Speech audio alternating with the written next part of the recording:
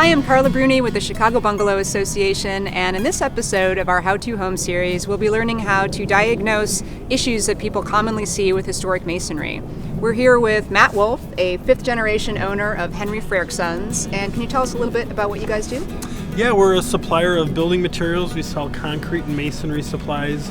We also have a ready-mix division, and then we have a historic materials lab where we match custom mortars and plasters and concretes for historic buildings, anywhere from the smaller residential structure all the way up to Frank Lloyd Wright's Roby House. Well, we are going to be addressing a lot of really common issues that we hear from our members today.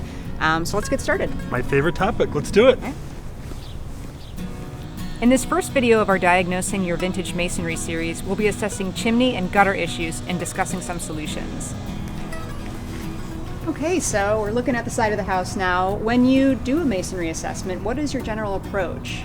Yeah, so I want to start looking from the top down, right? When water gets into our walls, it's constantly getting driven or pulled by gravity.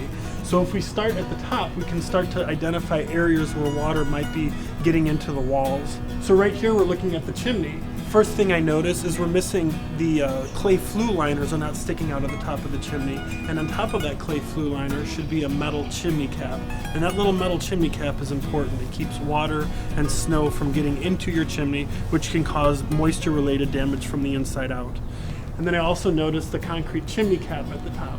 Again, that's very important because it keeps moisture, snow, or rain from getting into the brickwork at the top.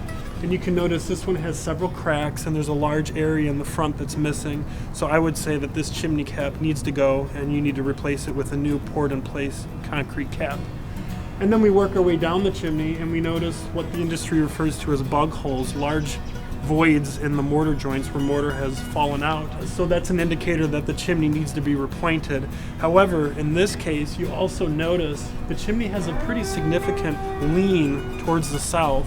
And that to me is an indicator that this chimney has had a rough life. A lot of moisture has gotten in there for a long period of time, and I'd probably consider removing this chimney down to at least the roof level and then rebuilding it. And when you rebuild chimneys, especially in a house like this with unique brick, I think it's important to reuse the brick that was there. Definitely. And can we talk about the flashing at the base of the chimney as well? Yeah, that's a common problem. As you can see here, they've used aluminum sheet metal and they've just wrapped the base of the chimney. The only thing that's keeping water from getting behind that flashing is that bead of caulk on the top edge of that flashing. So if or when that caulk fails, water will get in there and you'll probably have leaks in your ceiling. And so what kind of a flashing should people use? Yeah, so aluminum and copper is the right material, but the design needs to be a little different. They call it step flashing. Okay, and so just below the flashing now, can we talk about the gutters a bit? Yeah, so when I'm looking at gutters, I'm kind of running my eyes along the entire length of the gutters, and what I'm looking for are signs that the gutters might be overflowing in some areas. In other words, maybe they're pitched the wrong way, or something as simple as a clog, right? It needs to be cleaned out. And the way to identify that is to see if there's dirt or stains that kind of show runoff underneath the gutters.